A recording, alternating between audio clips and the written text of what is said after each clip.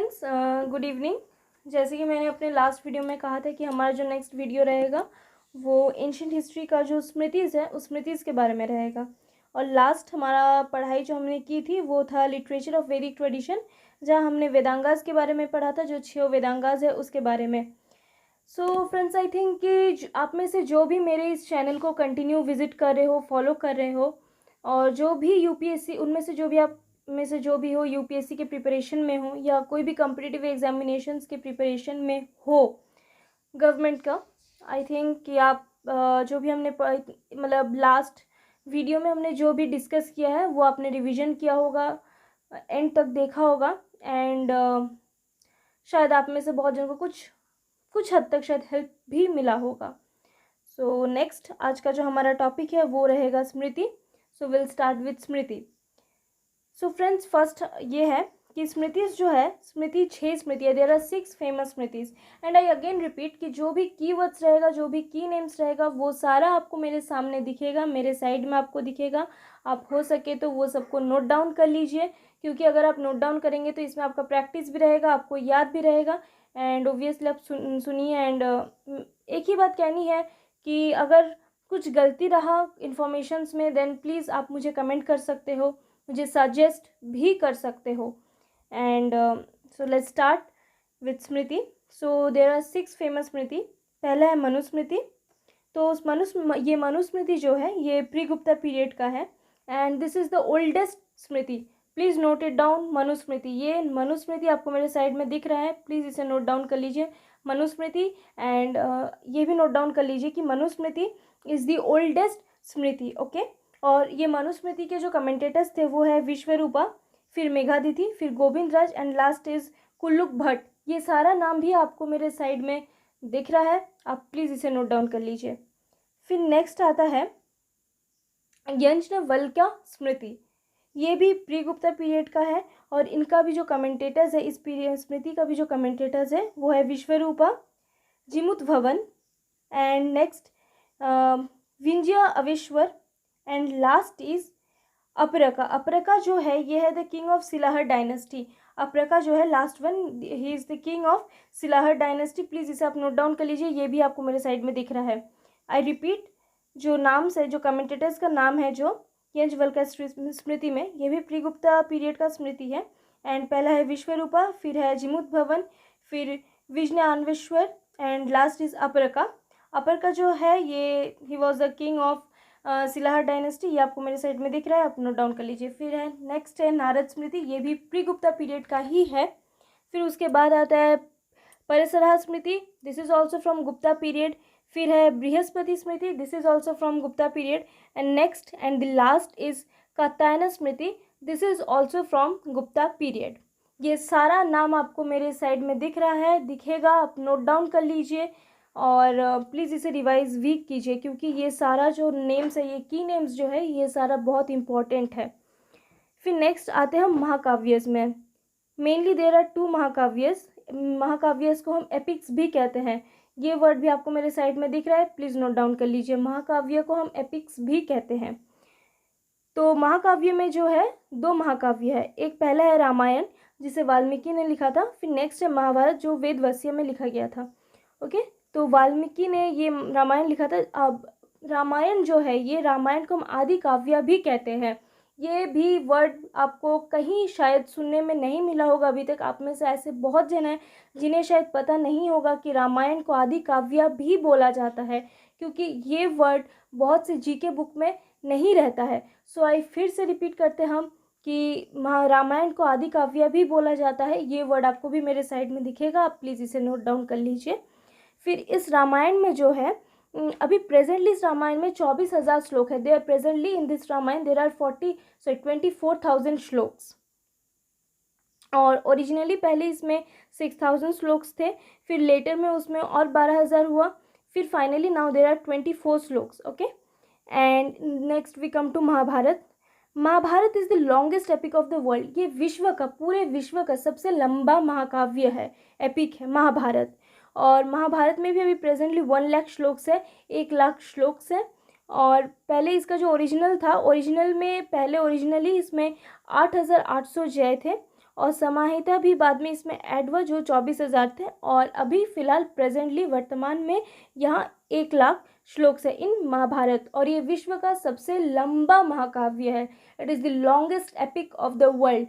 Mahabharat is the longest epic of the world. I am repeating this words, और ये सारा words, ये पूरी लाइन आपको मेरे साइड में दिख रही होगी, आप प्लीज़ इसे नोट डाउन कर लीजिए।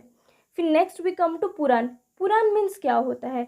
पुराण जो है, पुराण मीन्स है ओल्ड। पुराण का मतलब होता है पुराना, और इसे हम इंग्लिश में ओल्ड कहते हैं। ओके, ये वर्ड भी आपको मेरे साइड में दिख रहा है, प्लीज़ नोट इट डाउन। और पुराण जो है, यहाँ एक्चुअली पुराण में जो है 18 फेमस पुराण है, और उसमें से कुछ पुराण है जिसके बारे में हमें पढ़ाई करनी है। तो सबसे ओल्डेस्ट पुराण जो है वो है Matsya Purana. Matsya Purana is the oldest पुराण।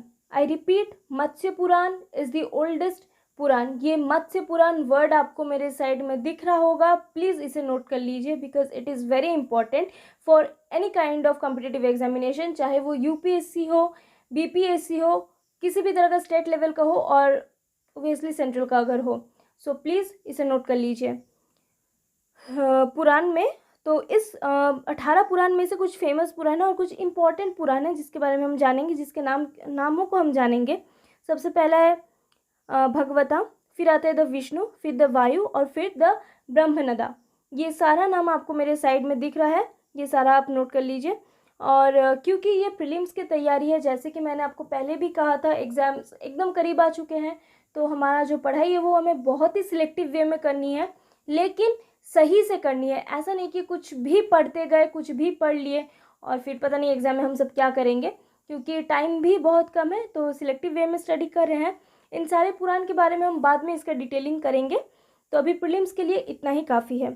फिर नेक्स्ट आता है उपवेद्स। ओके, इस उपवेद्स, ये उपवेद जो है ये भी एक ट्रेडिशनली एसोसिएटेड किया गया है वेदास में। तो उपवेद में सबसे पहला आता है आयुर्वेद, फिर आता है गंधारा वेद, फिर धनुर्वेद, फिर है शिल्पावेद, मीन्स अथर्ववेद में जो है।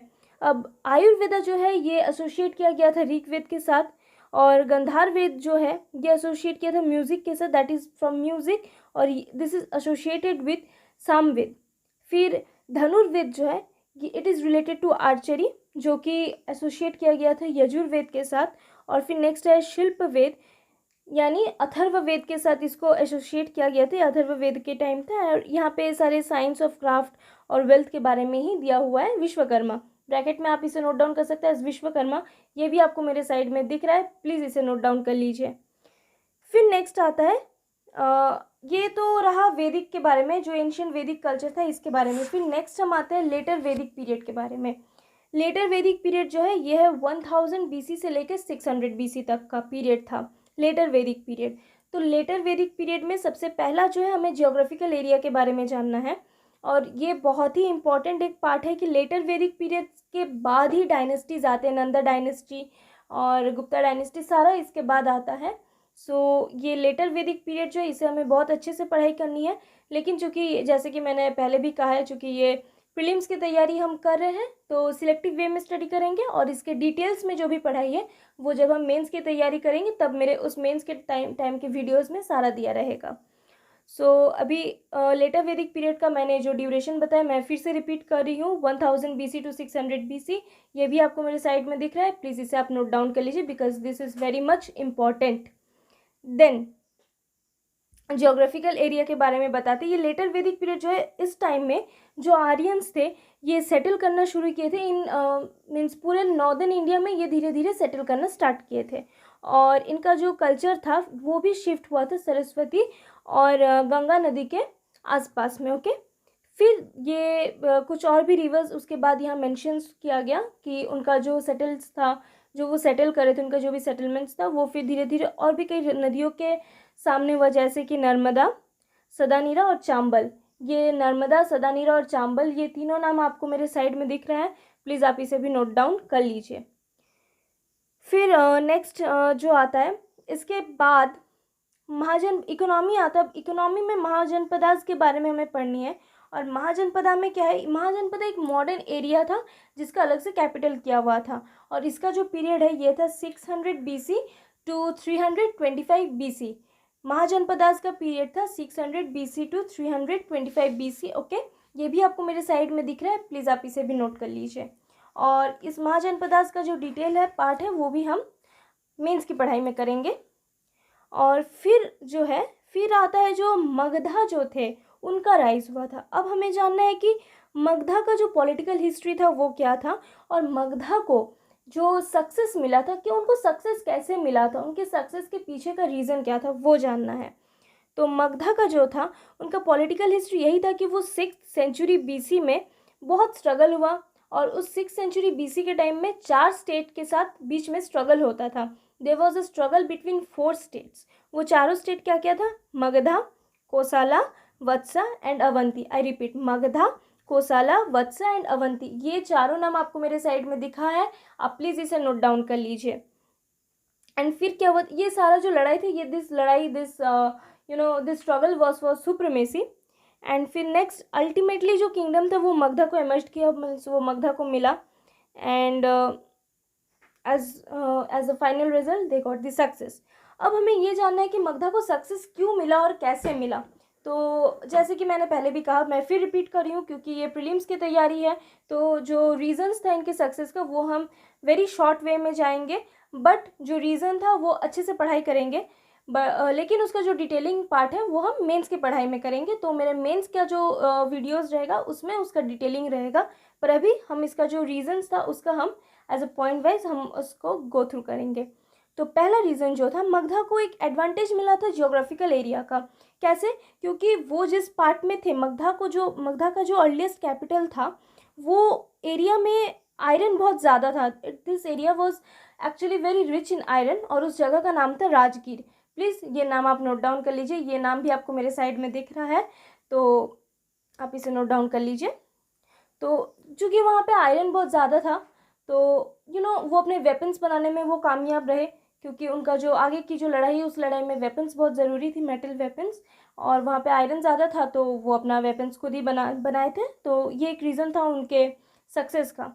फिर नेक्स्ट रीज़न था कि वो मिडिल गंजेटिक प्लेन में रहा करते थे, जहाँ पे एलुवियम सॉइल बहुत ज़्यादा था और जंगल से भरा हुआ था। तो जिस वजह से क्या है ना, कोई उनको खाने के लिए कभी सोचना ही नहीं पड़ा, क्योंकि वहाँ पे फूड एकदम से अवेलेबल रहता था।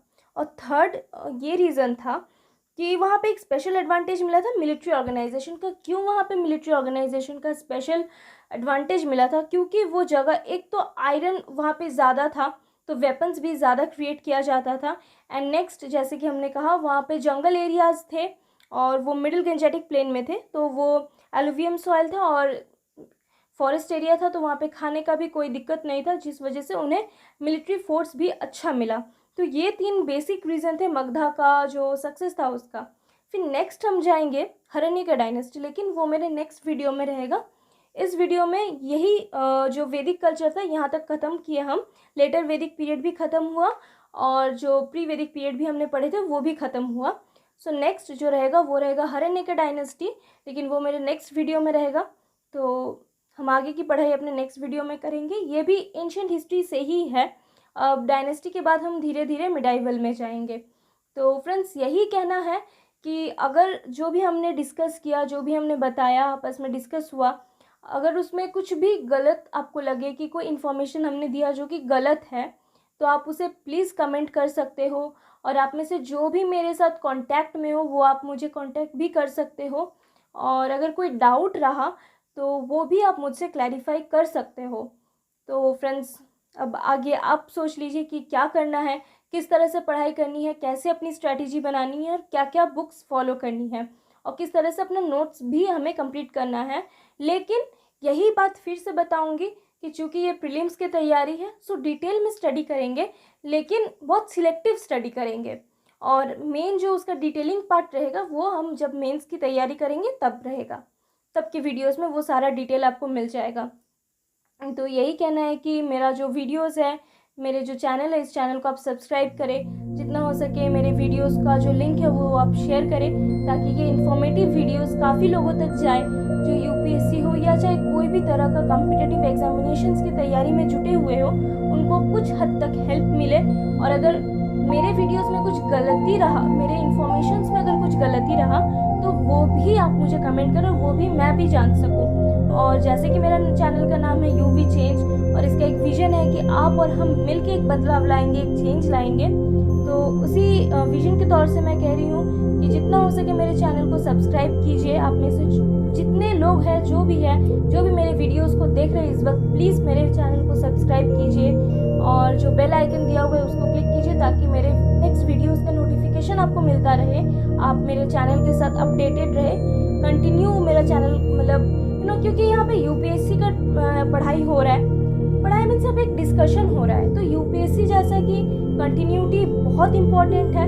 सो प्लीज़ आप लोग ये जो मेरे वीडियोस हैं मेरे चैनल के साथ कंटिन्यू रहिए एंड जितना हो सके आप सब्सक्राइब करें। आप में से जितने लोग हैं आप सब्सक्राइब करें और लाइक करें मेरे वीडियोस को एंड इसका जो लिंक है जितना हो सके आप शेयर करें ताकि मेरा ये इन्फॉर्मेटिव वीडियो और भी काफ़ी लोगों तक जाए। And we hope for the best कि शायद आप और हम दोनों मिलके हम सब मिलके एक बदलाव लाए, एक चेंज लाए और जितनी जल्दी हो सके अपने यूपीएससी का जो ड्रीम है, जो गोल है, उसे क्रैक कर सके।